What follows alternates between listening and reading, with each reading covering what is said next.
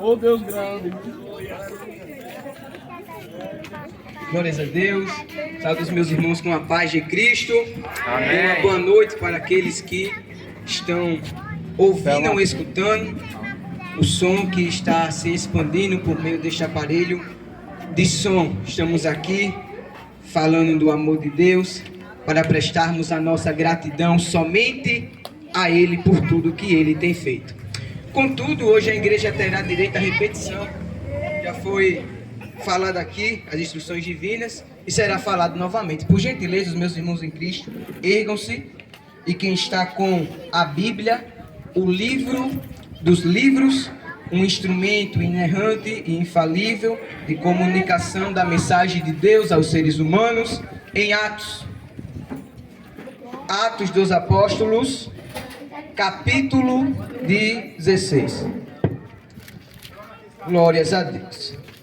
Deus, Ele já falou e continuará falando com cada um de nós. Atos capítulo 16, e é óbvio que anelo prestar em rápidas palavras a minha gratidão ao Senhor por mais uma oportunidade que Ele me concede de estar na responsabilidade, de estar repartindo, pare com os meus irmãos, as instruções que recebi da parte dele, apregoando as boas novas. Deus abençoe também a vida do irmão Pablo, ou obreiro Pablo, ou até mesmo pregador Pablo, a sua esposa, uma vez minha prima, a irmã Emily, ou cantora Emily, que organizaram este culto.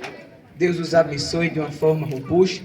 Os meus irmãos que se fazem presentes neste local, minha família, o pastor também, corpo de operários em geral. Atos capítulo, diga 16. Leremos os versículos 39, os versículos 39, ou melhor, 38 e 39. Atos capítulo 16, versículos 38 e 39 somente, que diz assim a palavra do Senhor. E os soldados foram dizer aos magistrados estas palavras, e eles temeram, ouvindo que eram romanos, e, vindo-lhes, dirigiram súplicas. Então, tirando-os para fora, lhes pediram que saíssem da cidade. Os meus irmãos podem se alojar ali nas cadeiras, adorando e atribuindo ao Senhor glórias e aleluias, pois Ele é Deus. Glórias a Deus.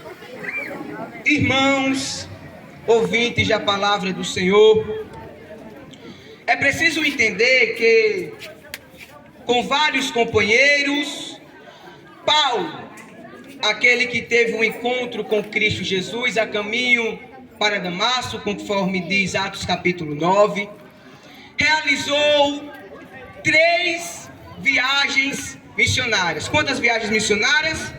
3.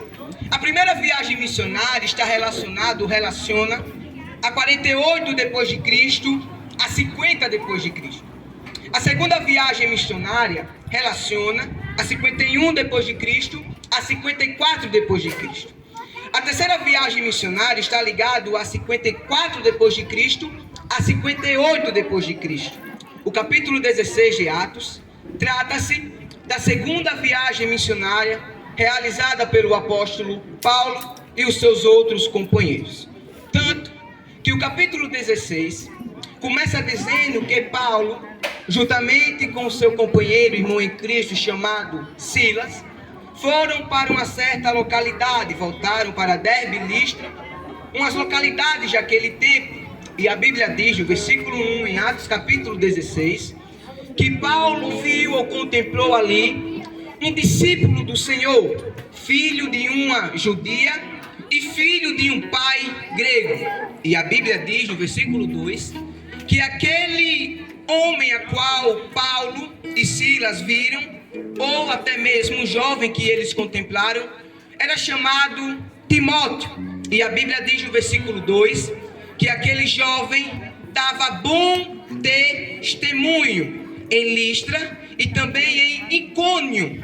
Note que aquele jovem chamado Timóteo morava em Listra, nasceu em Listra também, mas a Bíblia diz que os irmãos de Listra, ou seja, onde Timóteo morava, e também a outra localidade chamada Icônio, davam bom testemunho de Timóteo.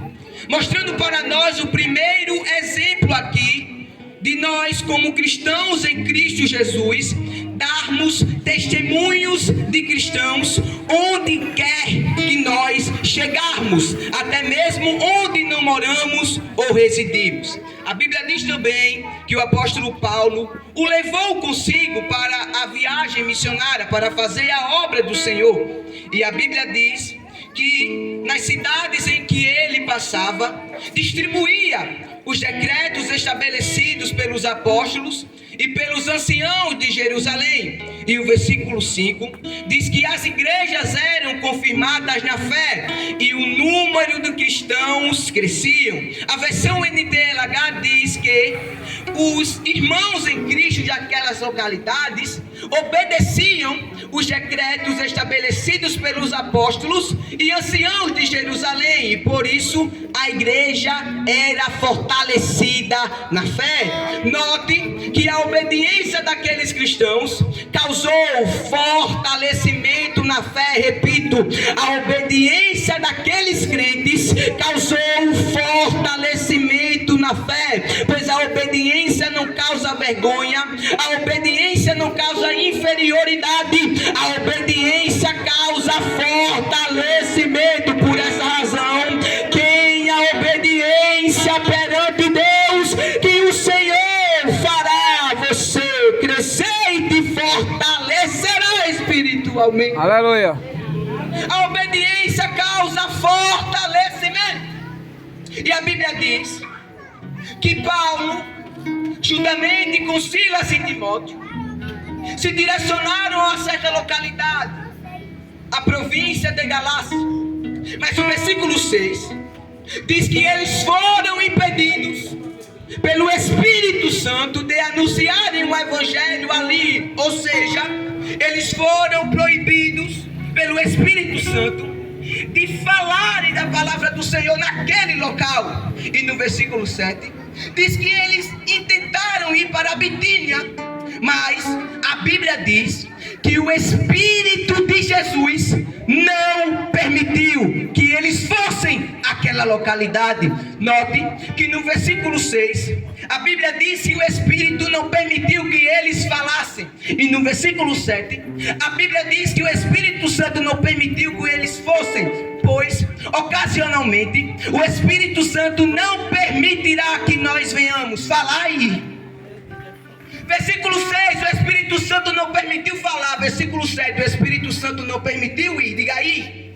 O Espírito Santo não nos permite falar às vezes ou ocasionalmente, não para o nosso mal, mas para sabermos o que está escrito em Tiago, capítulo 1, versículo 19, que diz: portanto, meus amados irmãos, todo homem esteja pronto para e tardio para irar-se. Ou seja, Deus quer que nós venhamos estarmos prontos para ouvir a sua voz, e independente das circunstâncias, obedecê-lo. Por isso, ocasionalmente, cale-se e obedeça a voz do Senhor. E note que eles não foram para a Bitínia, pois embora a Bíblia não responda, um homem chamado Jerônimo, um sacerdote cristão do século 4 depois de Cristo, ele afirmou que o apóstolo Pedro Claudinho já havia se direcionado àquela localidade no ano 42, muito antes do apóstolo Paulo e os seus companheiros irem àquela localidade. Ou seja, naquele local ou região já havia igrejas estabelecidas por meio do apóstolo Pedro. Ou seja, não era necessário Paulo e seus companheiros irem àquele local naquele período. Note que o Espírito Santo não permitiu, pois havia um propósito. Se o Espírito Santo não permitiu, eu quero te dizer nesta noite, é porque há um propósito, há uma finalidade, há um objetivo da parte de Deus para a tua vida. E a Bíblia diz que eles desceram uma certa localidade. Diz a Bíblia que eles desceram a uma certa localidade. E pela noite o apóstolo Paulo teve diga assim, uma visão. Note que o versículo de número 8, se eu não me engano, diz que eles desceram. Aí no versículo após, pastor Diego, diz que o apóstolo Paulo teve uma visão. Alguém entendeu isso daqui? Quando Paulo desceu, teve a visão. Pois quando descemos, visão há. Quando descemos, a visão, a poder, a unção, a manifestação divina. Por essa razão desce que o Espírito Santo há de revelar suas diretrizes espirituais. Desce que vai haver visão. E essa visão que o apóstolo Paulo teve, ele contemplou um homem macedônio, clamando, ou em outra tradução, orando em pé, dizendo: passa, Macedônia, aleluia, e ajuda-nos. Ou venha, Macedônia, e ajuda-nos.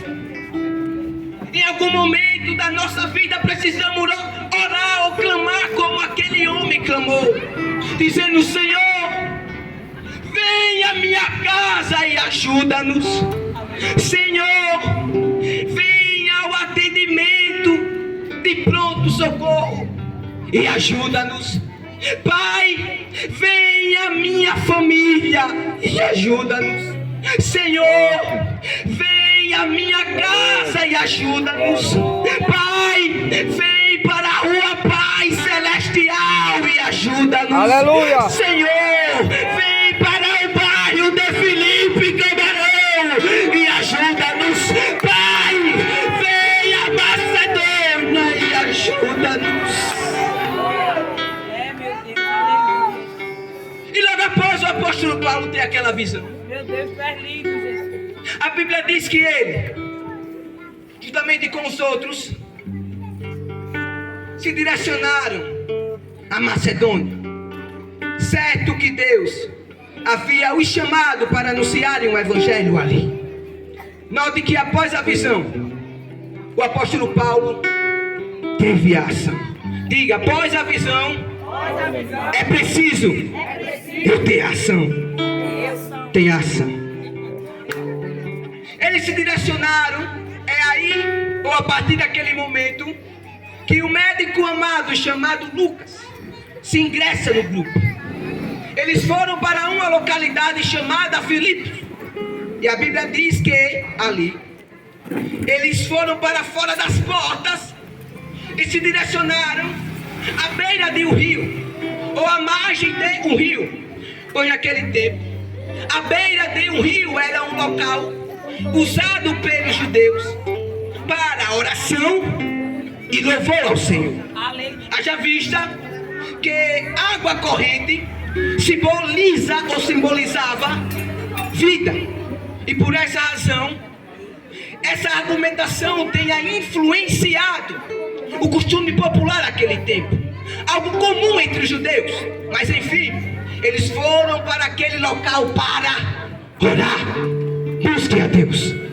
Eles foram para aquele local buscarem ao Senhor, denotando que devemos buscarmos ao Senhor, buscarmos a Deus. Jeremias capítulo 29, versículo 13: e buscar-me-eis e me achareis, quando me buscardes de todo o vosso coração. Aleluia.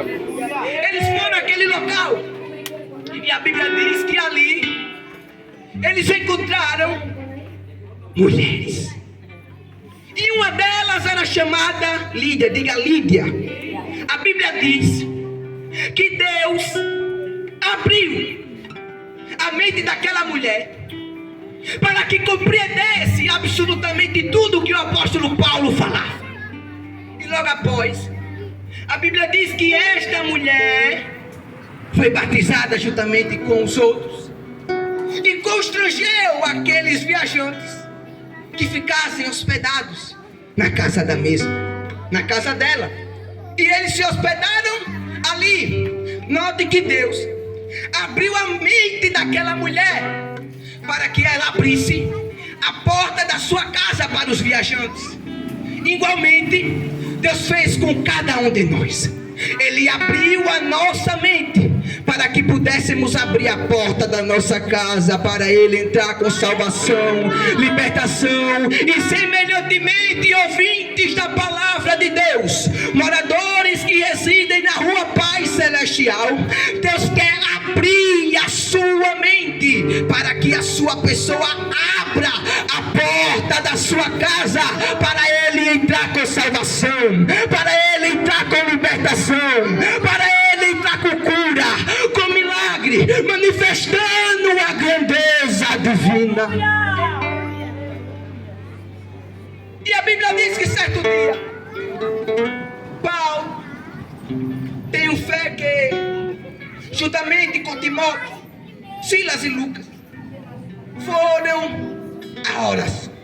Versículo 16, no capítulo 16 de Atos. Eles foram a um local com, provavelmente, o propósito de orar. E a Bíblia diz que ali havia uma moça ou uma escrava que tinha um espírito de adivinhação. A Bíblia diz que ela adivinhava, provavelmente, o futuro. Mas nesta noite, debaixo do sangue de Jesus, eu pronuncio o apregou que o teu futuro, o meu futuro, o nosso futuro não pertence ao homem, não pertence ao capeta, não pertence aos demônios, não pertence ao inferno. O nosso futuro pertence ao Senhor Deus.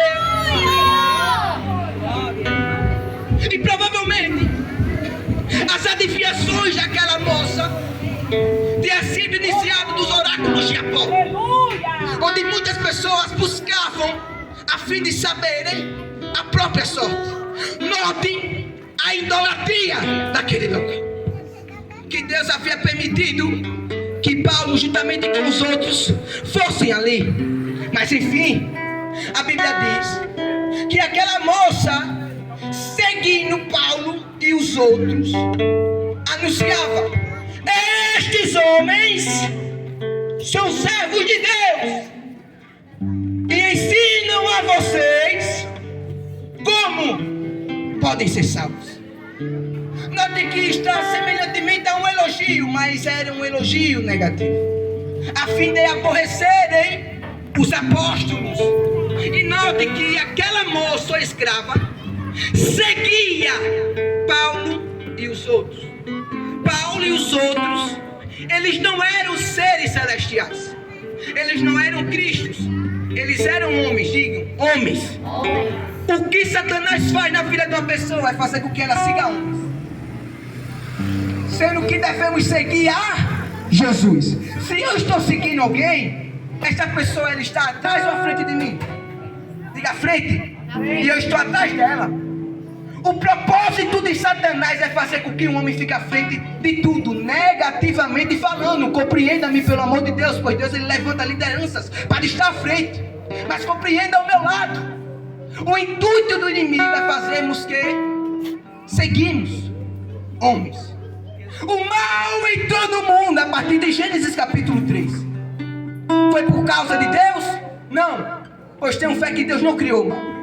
Foi por causa do homem. E por causa do homem, o mal entrou no mundo.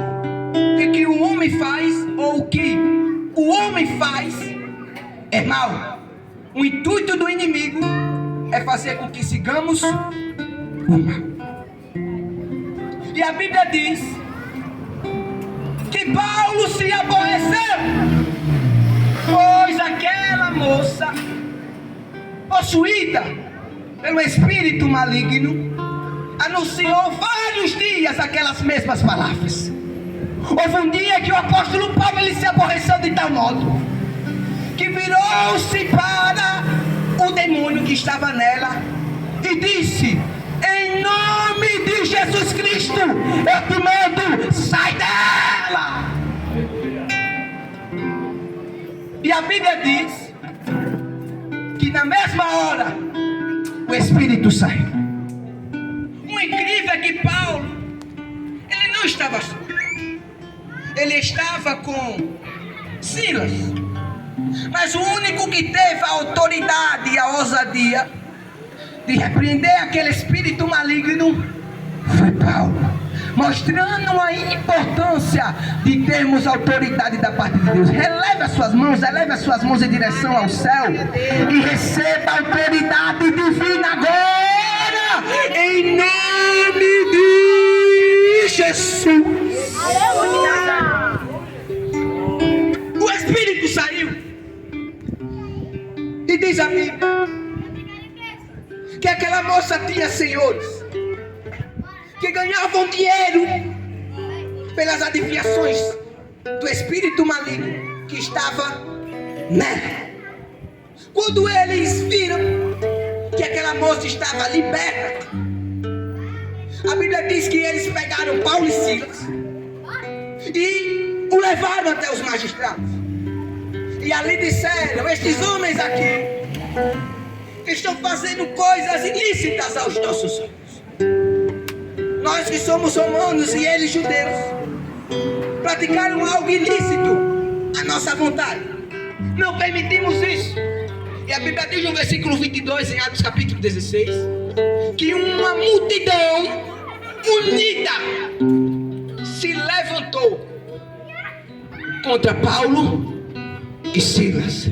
Mas não se preocupe, pois se uma grande multidão se levantar contra ti, o maior se levanta por ti. Marcos capítulo 4, a partir do versículo 35, e consecutivamente a Bíblia diz que se levantou uma grande tempestade. Jesus, ele estava na polpa, dormindo, e quando aquela tempestade se levantou, diz a Bíblia que os discípulos o despertaram, dizendo: não te importa, Senhor, que pereçamos. E a Bíblia diz que Jesus se levantou e acalmou a tempestade. Note que maior do que o levantamento da tempestade é o levantamento de Cristo Jesus. Eu quero te dizer que maior do que este levantamento, este problema que se levantou contra ti, maior é o levantamento de Cristo para resolver estes problemas que se levantaram. Uma grande multidão se levantou, rasgaram as vestes de Paulo e Silas e mandaram açoitá-los. De acordo com estudos ou análises, cada um deles, Paulo e Silas, levaram 40 golpes menos um. E a Bíblia diz que aqueles homens, prenderam eles e jogaram dentro do cárcere, jogaram dentro da prisão e prenderam os seus pés com o tranco, que no trajeto do tempo, ou no percorrer do tempo, aquele tronco que estava fixado dos pés ou nas pernas de Paulo e Silas, os músculos dos pés começavam a encolher-se, causando uma dor terrível. Mas eu tenho fé que Paulo olhou para Silas quando estavam dentro da prisão, dentro do cárcere, e disse: Silas, quando nós estávamos vindo para esta localidade, o Espírito Santo nos direcionou até aqui, Silas. Eu tive a visão para ter a ação.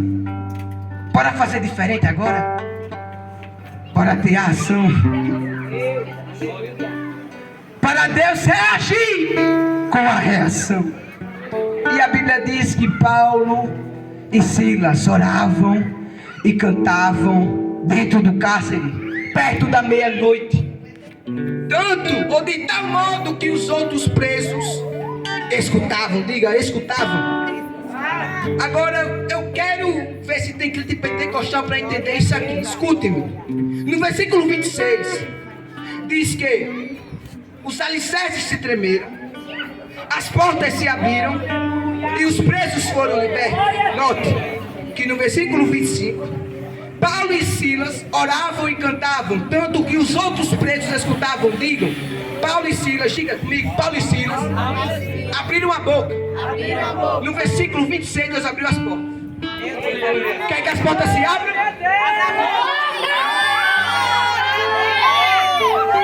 Lucas capítulo 18, versículo 35 também consecutivamente. A Bíblia diz que havia um cego à beira. E ele perguntou para a multidão que estava ali: o que está acontecendo? Eles disseram, responderam: é Jesus que está passando, rapaz. Ele começou a clamar: ele, Jesus, filho de Davi, tens misericórdia de mim.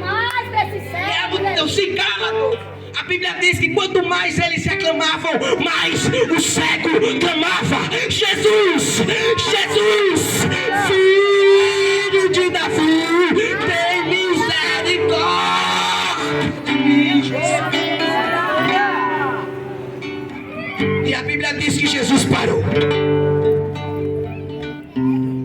e constituiu uma ordem àqueles que estavam ali, dizendo: tragam até mim. O cego veio, disse: o que queres que eu te faça? O cego respondeu para Jesus: eu quero ver. Recebe a tua visão, a tua fé. Aleluia. A Bíblia diz que o cego começou a enxergar novamente. Mas repita comigo, eu já falei isso e falo outra vez.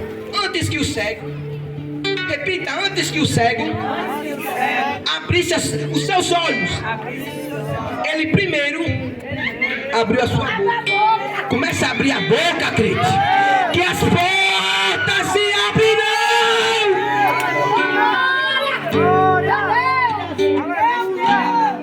Quando o carcereiro contemplou que as portas se abriram dentro do cárcere da prisão, a Bíblia diz que ele pegou a sua espada e quis se matar.